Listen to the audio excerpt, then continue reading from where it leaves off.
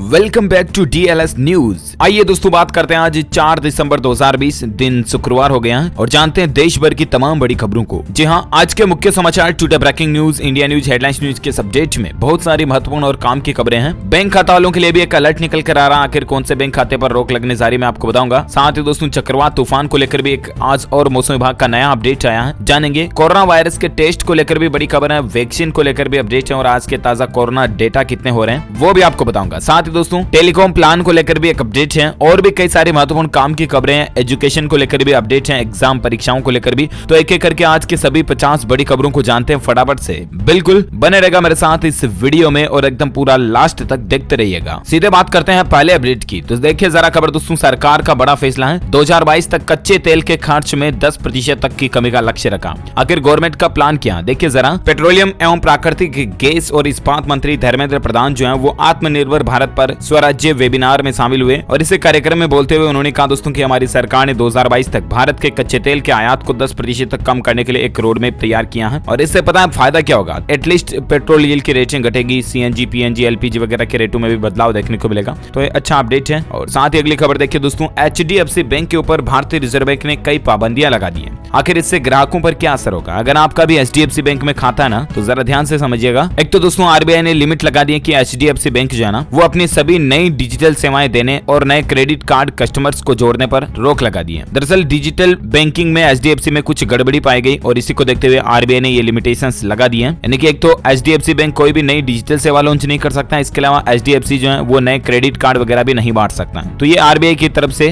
सख्त कदम उठाया गया HDFC बैंक को लेकर। साथ ही खबर देख सकते हैं कि सर्दी से बचने के लिए गाय भी पहनेंगी कोट। उत्तर प्रदेश सरकार की एक अनूठी पहल है, देखिए जरा। दरअसल विपरीत मौसम की सबसे ज्यादा मार गरीब आदमी और पशुओं पर ही पड़ती है और इस समय ठंड का मौसम अमीरों के लिए तो ज्यादा पता नहीं चलता, लेकिन एक गरीब के लिए कंबल कितना महत्वपूर्ण होता है ठंड के मौसम में ये सिर्फ और सिर्फ एक गरीब ही समझ सकता है, राइट। ठीक उसी तरह से दोस्तों पशुओं के लिए भी ठंड का मौसम जो बहुत ही दर्दनाक होता है और इसलिए देखिए जरा उत्तर प्रदेश सरकार ने एक नई पहल शुरू की है। अब जो खुले में घूमने वाली गायें है ना उनको ठंड से बचाने के लिए उत्तर प्रदेश सरकार ने नई पहल शुरू की है। उन गायों को अब कोट वगैरह पहनाए जाएंगे, जैसे कि बोरी वगैरह के बने हुए कोट जो है ना वो दिए जाएंगे। गौशालाओं वगैरह में भी बांटी जाएगी तिरपाल वगैरह। तो ये अच्छी पहल है ना यूपी गवर्नमेंट की। चलिए अगला अपडेट देखिए दोस्तों, इस साल 2020 के बेस्ट एंड्रॉइड एप्स अवार्ड की घोषणा हो चुकी है। दरअसल ये साल जाने में है, लास्ट महीना रहा, इसके भी 4 दिन ऑलरेडी निकल चुके हैं। तो ऐसे में इस साल कौन से मोबाइल ऐप जो है वो बेस्ट रहे, इसको लेकर प्ले स्टोर ने बेस्ट एंड्रॉइड एप्स अवार्ड की घोषणा की है। साल 2020 का जो सबसे बेस्ट ऐप रहा ना, गूगल की ओर से जारी लिस्ट के मुताबिक दोस्तों, स्लीप स्टोरीज फॉर काम स्लीप मेडिएट विद वाइसा,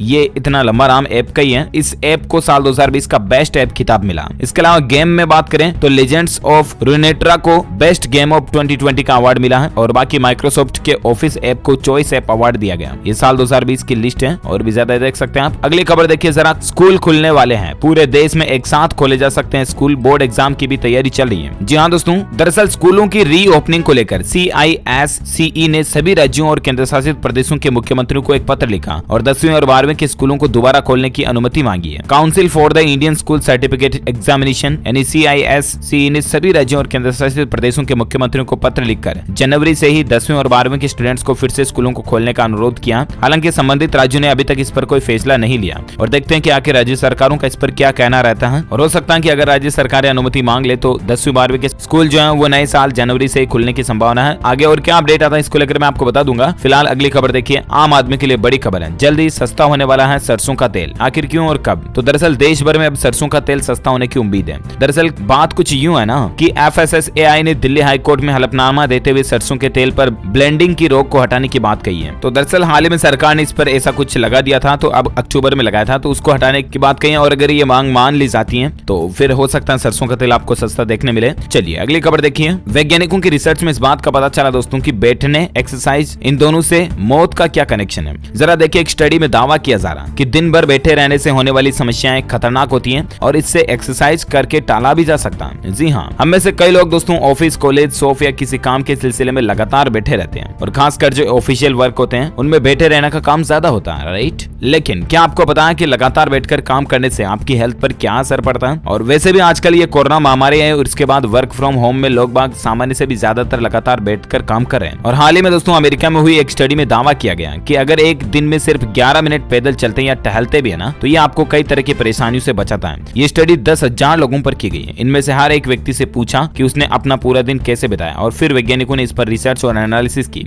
और उसमें पता चला कि ज्यादा बैठे रहने वाले लोगों को कई सारे जोखिम है, जैसे कि मोटापा, ब्लड प्रेशर, बैक पेन, ये तो आम बात है ही। इसके अलावा भी और कई सारी गंभीर बीमारियां भी हो सकती हैं। सो प्लीज कहने का मतलब ये है, कंक्लूजन ये है दोस्तों कि आप जरूर बैठे रहने का काम है अगर आपका, तो भी थोड़ा बहुत घूमे फिरें, आप बाहर निकलें, आराम से घर से बाहर दुनिया को देखें, मस्त एंजॉय करें, है ना। अगला अपडेट देखिए, पीएम मोदी के आदेश पर जारी हुई भारत के टॉप 10 पुलिस स्टेशनों की भी लिस्ट। दरअसल पूरे भारत में इंडिया के जो 10 बेहतरीन पुलिस स्टेशन है ना, उनमें से 3 पुलिस स्टेशन जिसमें रैंक फर्स्ट में है मणिपुर, दूसरे नंबर पर है अरुणाचल प्रदेश और तीसरे नंबर पर है सिक्किम। ये जानकारी केंद्रीय गृह मंत्रालय की ओर से इस सिलसिले में जारी 2020 की रैंकिंग से मिली है। ये रैंकिंग किस आधार पर की गई है, तो जो पुलिस स्टेशनों में एफआईआर वगैरह होती है, आपराधिक मामले वगैरह जो होते हैं, उनके आधार पर कितनी अच्छी पब्लिक के साथ बिहेवियर करके कार्रवाई की गई, इनके आधार पर वगैरह वगैरह पॉइंट्स रेटिंग दी गई है। चलिए अगली खबर देखिए दोस्तों, फौजी का प्री रजिस्ट्रेशन शुरू हो चुका है। सिर्फ 3 दिन में इस गेम के लिए 10 लाख रजिस्ट्रेशन हुए हैं। ये पहला मेड इन इंडिया का बैटल रॉयल गेम है। वैसे बैटल रॉयल गेम कई सारे हैं, call of duty, free fire, PUBG वगैरह, जिसमें पबजी तो बैन हो चुका, हालांकि पबजी इंडिया वापस कमबैक भी कर रहा है। लेकिन इन बैटल रॉयल्स में और इस फौजी गेम में क्या डिफरेंस है पता?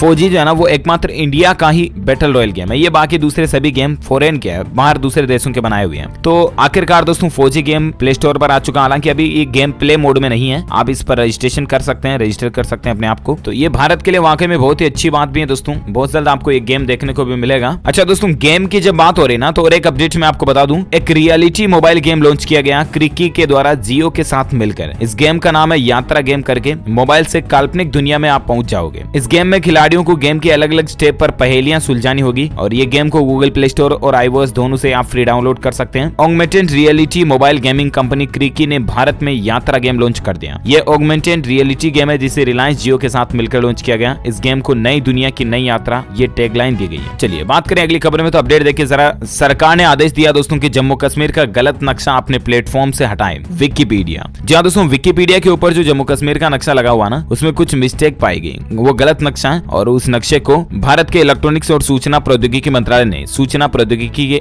अधिनियम 2000 की धारा 69(1) का हवाला देते हुए विकिपीडिया को आदेश जारी किया कि इस नक्शे को तुरंत हटाया जाए। तो उम्मीद है ये हटाया जाएगा। अगली खबर देखिए दोस्तों, सुपरस्टार रजनीकांत को तो आप जरूर जानते होंगे, साउथ के ये हीरो हैं। आखिर इन्होंने राजनीति में एंट्री कर ली है। 31 दिसंबर को ये अपनी पार्टी का ऐलान करेंगे कि आखिर कौन सी पार्टी में ये राजनीति में शामिल होने जा रहे हैं। देखिए पॉलिटिक्स में आ चुके हैं थलाइवा, और यहाँ तक कि दक्षिण के सुपरस्टार रजनीकांत ने 2021 का विधानसभा चुनाव लड़ने का भी ऐलान किया। देखते हैं दोस्तों कि आखिर ये कौन सी पार्टी में शामिल होते हैं, मैं आपको बताऊंगा 31 दिसंबर को जब अपडेट आएगा तो। ओके चलिए फिलहाल बात करें अगले अपडेट में। तो देखिए दोस्तों, फॉर्च्यून 500 में रिलायंस इंडस्ट्रीज का दबदबा देखने को मिला, यानी कि देश की 500 कंपनियों की लिस्ट में रिलायंस टॉप पर है। फॉर्च्यून इंडिया ने बुधवार को देश की 500 दिग्गज कंपनियों की लिस्ट जारी की और इस सूची में उद्योगपति मुकेश अंबानी की अगुवाई वाली रिलायंस इंडस्ट्रीज लिमिटेड टॉप पर रही है। चलिए साथ ही अपडेट है दोस्तों, किसान आंदोलन को लेकर खबर निकल कर आ रही है। आखिरकार खत्म हुई केंद्र सरकार और किसानों के बीच की बातचीत, लेकिन वो फिर भी बेनतीजा रही। एमएसपी पर उम्मीद कायम है और 5 दिसंबर को फिर से बैठक होगी। फार्मर प्रोटेस्ट को लेकर ये खबरें चल रही है। और इसके अलावा दोस्तों खबर ये भी है कि किसान आंदोलन में अब राजस्थान और गुजरात के किसान भाई लोग भी शामिल होने जा रहे हैं। इसके अलावा किसान आंदोलन के समर्थन में आपको पता होगा कल से ही ट्रांसपोर्टर भी आ गए और 8 दिसंबर से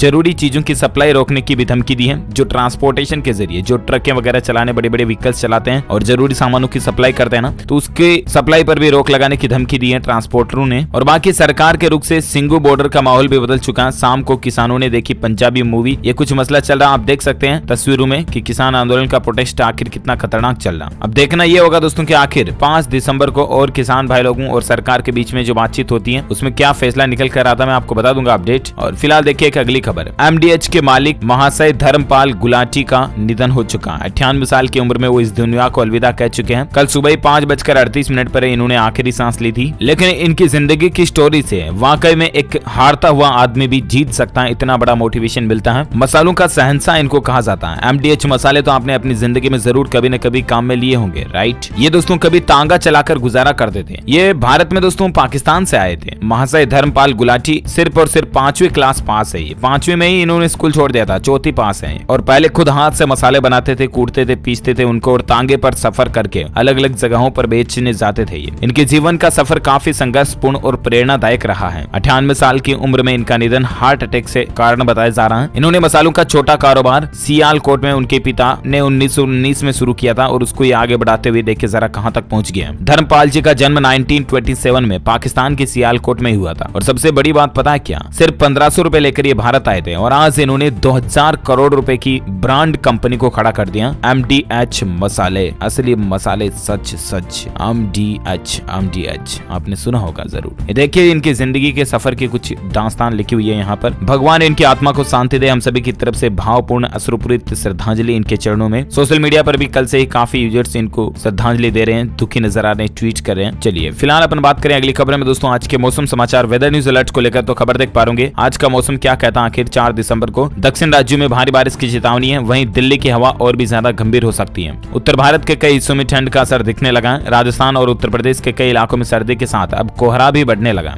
इस बीच ठंड बढ़ने के आसार भी हैं। वहीं भारतीय मौसम विज्ञान विभाग का कहना दोस्तों के दक्षिण के राज्यों में हल्की से बारिश भी हो सकती है। ये अलर्ट 4 दिसंबर के लिए है। और इसके अलावा एक नया चक्रवाती तूफान भी आ रहा है, आपको पता होगा, साइक्लोन बुरेवी करके। ये रामेश्वरम में हवाओं के साथ साथ समुद्र में उठने लगी है तेज लहरें इस तूफान को लेकर। और केरल में रेड अलर्ट भी जारी किया गया। यहाँ तक कि दोस्तों केरल में आज 4 दिसंबर को भी चक्रवाती तूफान बुरेवी का अलर्ट है और इसके चलते 2000 राहत शिविर भी बनाए गए। इसी तूफान के आने की आशंका के मद्देनजर राज्य सरकार ने पूरे राज्य में हाई अलर्ट भी घोषित कर दिया और अधिकारियों ने स्थितियों से निपटने के लिए 2000 से ज्यादा राहत शिविर भी खोल दिए। इसके साथ ही 5 दिसंबर तक समुद्री मछली पकड़ने पर भी प्रतिबंध लगा दिया। प्रधानमंत्री नरेंद्र मोदी ने भी कल ही मुख्यमंत्री पिनराई विजयन से बातचीत की और उन्हें केंद्र से हर संभव मदद का भरोसा भी दिलाया है। तो ये कुछ मौसम के हालात चल रहे हैं और इसके अलावा संपूर्ण भारत का 4 दिसंबर का मौसम पूर्वानुमान क्या कहता है आखिर। तो अगले 24 घंटों के दौरान दक्षिण तटीय तमिलनाडु वगैरह में बारिश हो सकती है। इसके अलावा आंध्र प्रदेश, रायलसीमा, दक्षिण आंतरिक कर्नाटक, तमिलनाडु, केरल तट पर भी बारिश की संभावना देखने को मिल सकती है। ठीक है ना। और अगले अपडेट में बात करें आज के सोना चांदी के भाव की। तो खबर देखिए जरा, शादियों के सीजन में लगातार दूसरे दिन भी महंगा हुआ सोना। 10 ग्राम सोने के लिए अब आपको कितना खर्च करना पड़ेगा। तो दरअसल दोस्तों सोने की कीमतें 420 रुपए बढ़कर 49,367 रुपए प्रति 10 ग्राम तक पहुंच गई हैं। और वहीं बात करें चांदी की ना, अच्छा तो चांदी में 785 रुपए की बढ़ोतरी के बाद अब चांदी 64,110 रुपए प्रति किलोग्राम पर पहुंच गई है। ओके,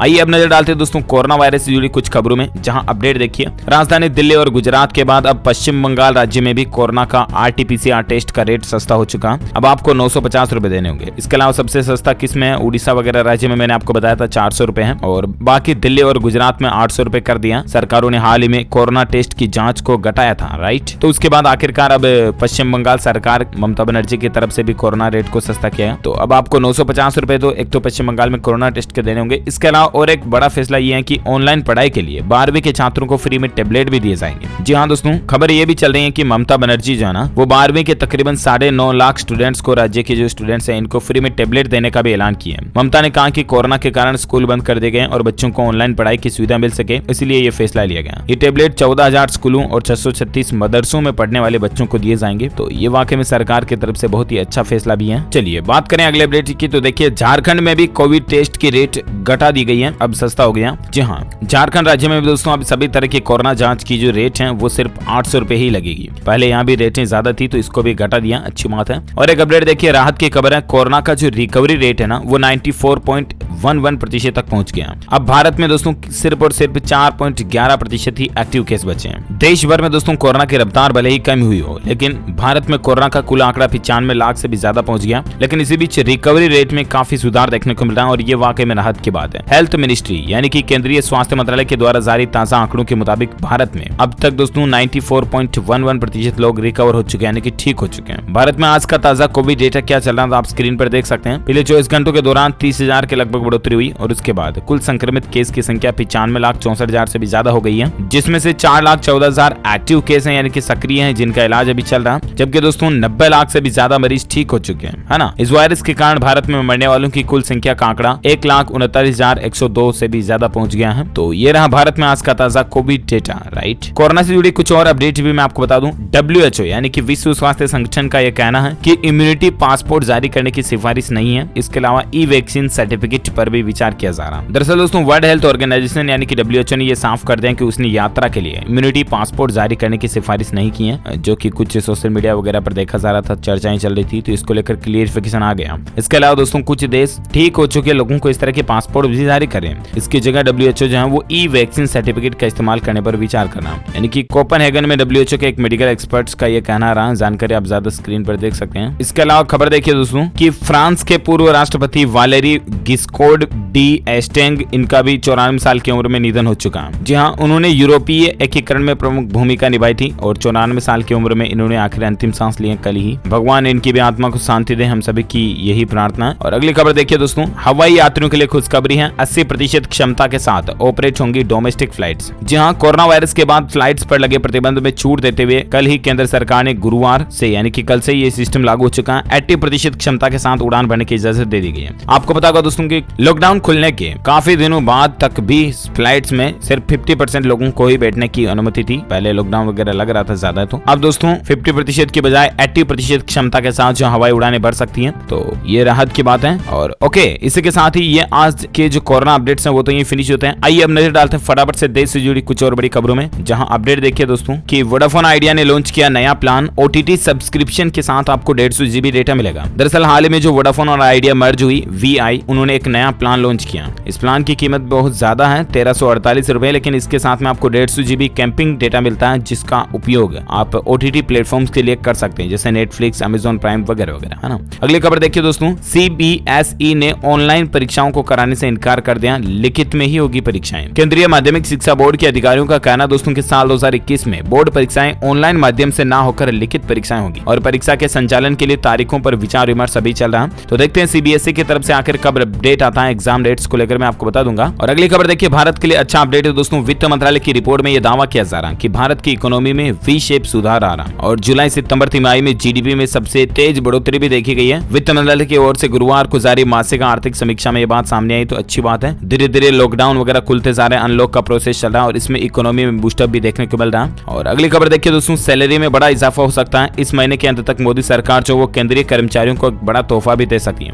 इस तरह की भी खबर आ रही है। केंद्रीय कर्मचारी लंबे समय से मिनिमम सैलरी 26,000 रुपए पाए जाने की मांग कर रहे हैं और मौजूदा समय में कर्मचारियों की मिनिमम सैलरी 18,000 रुपए तो है और बाकी कर्मचारियों की और तनख्वाह वगैरह बढ़ सकती है 7 रुपए कमीशन के अकॉर्डिंग। तो देख सकते हैं आप जानकारी, ऑफिशियल अपडेट आएगा तो मैं आपको बता दूंगा। और एक खबर देखिए दोस्तों, इंडियन ऑयल SUV जीतने का मौका दे रही है आपको। इसके लिए 400 रुपए का तेल आपको भरवाना पड़ेगा। दरअसल देश की सबसे बड़ी सरकारी तेल मार्केटिंग कंपनी जो है ना, IOCL, Indian oil corporation limited, ये 4 दिसंबर को एक विंटर कार्निवल शुरू करने जा रहा है और इस ऑफर के तहत ग्राहकों को SUV बाइक्स और हर सप्ताह 5,000 रुपए जीतने का मौका मिलेगा और ऑफर 31 दिसंबर तक लागू रहेगा, है ना। तब तक आप वरो फ्यूल और जीतो कार ऑफर है, इसके तहत जीत सकते हैं कार। इसके लिए ग्राहकों को 400 रुपए या इससे ज्यादा का पेट्रोल डीजल भरवाना पड़ेगा। प्रेडेंट बिल की डिटेल्स को एक नंबर पर SMS के जरिए भेजना होगा आपको। SMS किस पर लिखना, तो देखिए आप 9052155555 इस नंबर पर आपको dealer code space bill number space bill amount type करके SMS करनी है और फिर आपको इन नंबर से या 022249192526 नंबर पर, जो कि लैंडलाइन नंबर है, इस पर भी कॉल आ सकते हैं, ठीक है ना। और चलिए बात करें अगले अपडेट में, तो खबर देखिए दोस्तों, फ्लिपकार्ट कंपनी को सुप्रीम कोर्ट से राहत भी मिली है। NCLAT के आदेश पर रोक लगा दी, ये कुछ मसला चल रहा था। और साथ ही अपडेट है, एक नई तरह का मीट देखिए, सिंगापुर में बिकेगा लैब में बना हुआ चिकन मीट। इसे बनाने में जानवरों को मारने की भी जरूरत नहीं है। ये दावा है कि ये बहुत सेफ है। देखते हैं आखिर कब तक आप और हम तक इस तरह का मीट पहुंच पाता है जो बिना किसी जानवर के होगा,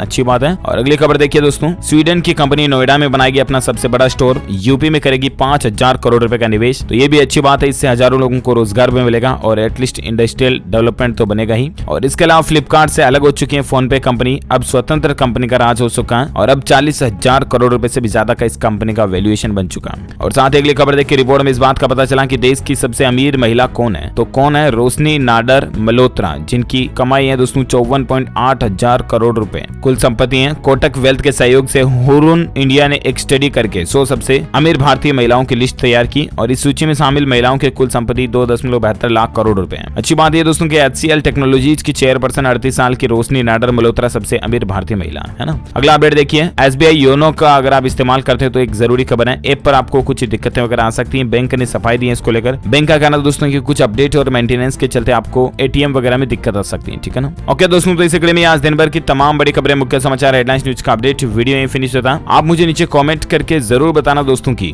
दोस्तों भारत में घूमने के लिए सबसे सुंदर राज्य, सबसे अच्छा राज्य कौन सा है। कमेंट करके मुझे नाम लिखिए नीचे और अगर आप सही जवाब देते हैं तो आपको मिल सकता है DLS न्यूज टीम की तरफ से एक शानदार और सरप्राइज गिफ्ट, जो कि गिव अवे के रूप में आप तक पहुंचा दिया जाएगा। इसी के साथ ही अगर आपको ये वीडियो अच्छा लगा तो इसे लाइक कीजिए, शेयर भी कीजिए अपने दोस्तों के साथ फेसबुक और व्हाट्सएप पर। और अगर आप DLS न्यूज चैनल पर पहली बार आए ना तो चैनल को सब्सक्राइब करके बेल आइकन भी दबा देना देना ताकि आपको रोजाना के ताजा अपडेट्स तुरंत आपके मोबाइल पर मिलते रहेंगे। Thank you, take care, good bye, जय हिंद, जय भारत, वंदे मातरम।